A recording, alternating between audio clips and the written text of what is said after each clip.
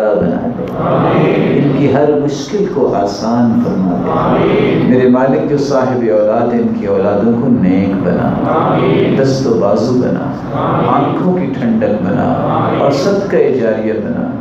اور میرے مالک جو اولاد کی نعمت سے محروم ہیں، ان کی جولیوں کو بھی بار رونق بنا۔ صاحب مال ہیں، ان کے مال میں برکت فرما، اور جو بے روزگار ہیں تو ان کو بھی تغنگر بنا، مقروض کے غبی خزانوں سے مدد فرما۔